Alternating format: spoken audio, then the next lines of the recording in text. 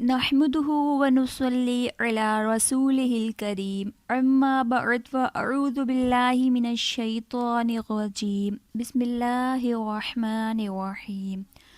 السلام علیکم۔ نماز کی اہمیت کے بارے میں میری فرسٹ ویڈیو آپ دیکھ چکے ہیں۔ اس ویڈیو میں آپ کو مزید آگاہی دی جائے گی۔ All welcomes you in the Islamic Information Channel. Please like and subscribe my channel. اللہ جب کسی سے ناراض ہوتا ہے، رزق نہیں چھینتا، آب و دانہ نہیں بند کرتا، سورج کو حکم نہیں دیتا کہ اس کے آنگن میں روشنی نہیں پھیلانی، چاند کو نہیں روکتا کہ تیری کرنیں اس کے صحن میں نہیں پڑنی چاہیے، بلکہ اللہ جب کسی سے ناراض ہوتا ہے سجدوں کی توفیق چھین لیتا ہے۔ سجدوں کی توفیق چھن گئی تو پھر سمجھ لو اللہ ناراض ہے، اور اگر سجدوں کی توفیق نصیب ہو جائے تو سمجھ لیں اللہ راضی ہے۔ کسی نے واصف علی واصف سے پوچھا کہ کیسے پتہ چلے گا ہماری نماز قبول ہو گئی ہے، تو انہوں نے کہا ایک نماز کے بعد دوسری کی توفیق ہو جائے تو سمجھ لو پہلی قبول ہو گئی ہے۔ تو نمازوں کا نصیب ہونا اللہ کی رضا اور خوشنودی کی دلیل ہے، اور سجدوں کی توفیق کا چھن جانا یہ اللہ کی ناراضگی کی دلیل ہے۔ استغفر اللہ۔ دولت تو کفار کو بھی ملتی ہے۔ اللہ دولت اسے بھی دیتا ہے جس سے راضی ہے، اس کو بھی دیتا ہے جس سے ناراض ہے، لیکن سجدوں کی توفیق اسے ہی دیتا ہے جس پہ وہ راضی ہے۔ ماشاءاللہ۔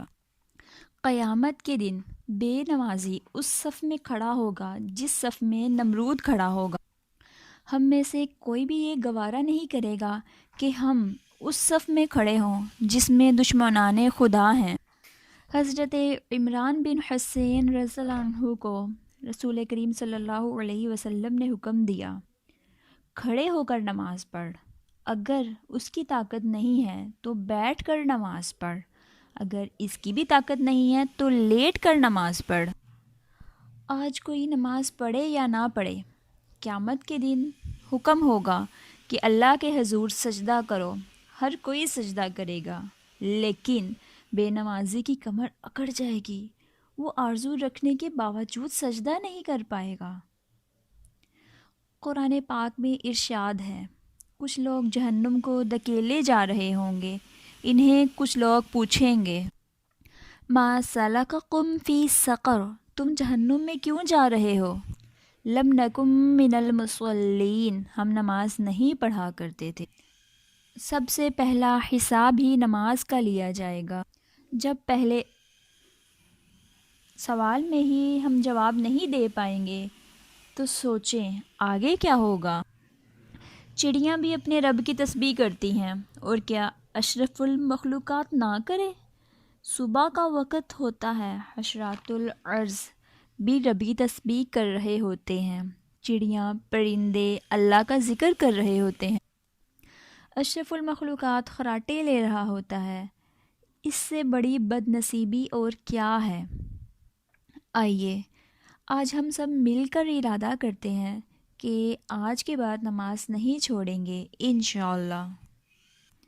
نماز پڑھنے کے بعد انسان اپنے آپ کو ہلکا پھلکا فیل کرتا ہے۔ رکت کے ساتھ جوش و جذبے کے ساتھ نماز پڑھنی چاہیے۔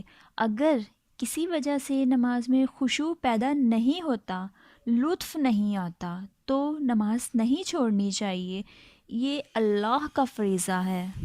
محدث کچھوچوی علیہ السلام سے ان کے ایک مرید نے کہا نماز تو پڑھتا ہوں لیکن لطف نہیں آتا، خشوع پیدا نہیں ہوتا۔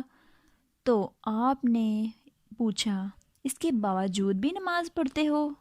اس نے کہا جی ہاں، وہ تو اللہ کا حکم ہے، وہ تو میں پڑھتا ہوں۔ تو محدث کچھوچوی علیہ السلام جھومنے لگے اور کہنے لگے واہ، تم لطف کے بندے نہیں اللہ کے بندے ہو، تمہیں سرور نہیں آتا پھر بھی پڑھتے ہو۔ اس کا مطلب ہے تم مزے کے لیے نہیں پڑھتے، تم اللہ کے لیے پڑھتے ہو؟